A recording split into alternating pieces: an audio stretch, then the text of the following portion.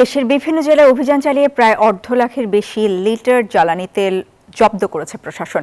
গাজীপুরের কোনাবাড়ির আব্দুল আলী ফিলিং স্টেশনে অভিযান চালিয়ে প্রায় 34,000 লিটার জ্বালানি তেল জব্দ করা হয়।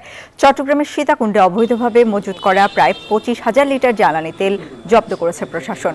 সোমবার বিকেলে সিডিএ আবাসিক এলাকার পুরাতন তেলের ডিপোতে অভিযান চালিয়ে এইসব তেল উদ্ধার করা হয়। এছাড়া গোপালগঞ্জের কাশিয়ানীতে 510 লিটার জ্বালানি তেল মজুদ রাখা ও অবৈধভাবে বিক্রির দায়ে দুইটি প্রতিষ্ঠানকে 1,10,000 টাকা জরিমানা করে ভ্রাম্যমাণ আদালত। চাঁদপুরে অবৈধভাবে জ্বালানি তেল সংরক্ষণ ও বিক্রির অভিযোগে দুই ব্যবসায়ীকে 1 বছরের কারাদণ্ড দেওয়া হয়।